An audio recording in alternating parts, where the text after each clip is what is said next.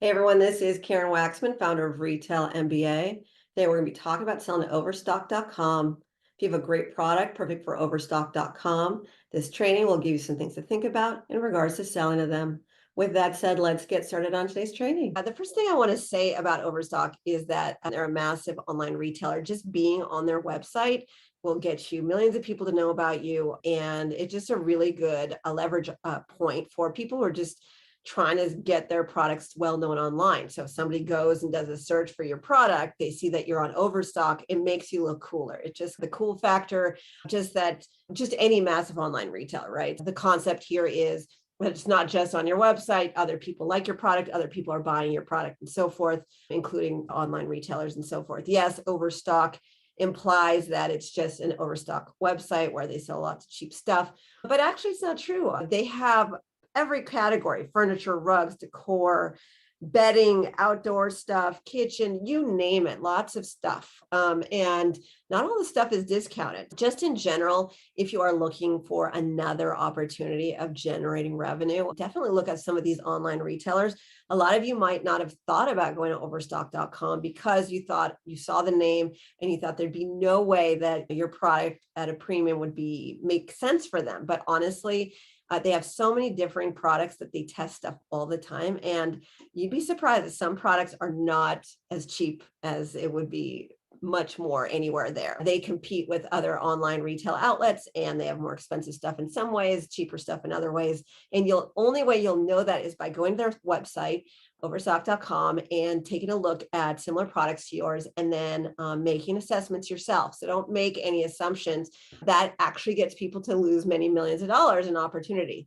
When it's an online website and they have so many different products, the backlinks and the SEO, the search engine optimization stuff, all that stuff really actually can enhance your business because it's a top retailer online. Your name, your company being anywhere associated with it, or even just in general, them representing your product can get more people to know about you. Even if you are selling them, you can obviously sell elsewhere and it's good for people to know about you. So again, it really comes down to this massive opportunity.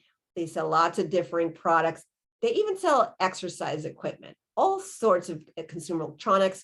So some of you, again, are looking at specific retailers for specific product categories. I just did a recording, various different recordings, one on Home Depot, Sephora, and so forth. Each retailer has their own niche, and they never think about these online retailers and so forth. So my point in saying that to you is don't ignore online retailers and don't ignore opportunities just because you only had a few retailers in mind that you wanted to sell to. I see it all the time in my business. People will just want to sell to Best Buy. They just want to sell to Home Depot. They want to sell to a couple stores and that's it. It's not really how it works. If you are getting rejected everywhere, it might behoove you to consider selling to an online massive retailer and getting your name out there and then going back to the retailers that were interested or not interested in you to get them interested. Why? Because it shows proof of sales, proof of concept. And if a buyer is purchasing your product, there's obviously something there. And so there's no retailer that could totally harm your business unless your pricing is so far off, it's going to hurt the rest of your business. Which is another very important point. If you're selling to overstock.com and they're asking for a very big deal, discount and so forth, make sure that you can handle that, because say you go after another retailer and their pricing is different. Now Overstock is competing with everybody else that you're trying to sell to. So just make sure your pricing is going to make sense online and that's not going to hurt the rest of your business. What you can do is sell them products that are maybe discontinued products or products that you don't mind selling, or maybe a certain color, something where it differentiates yourself. So if you do give them a really good price, it doesn't hurt your business overall. Anyways, lots to think about here. If you want to learn how to approach, pitch, and sell retailers and online retailers like overstock.com, take a look at the link below. We have a free webinar explaining how to generate revenue, grow, and scale your business with retail. Otherwise, again, keep in touch with us. We have so much content and we would just love to support you in generating revenue with your consumer products brands. Karen Waksman, Retail MBA. Thanks so much.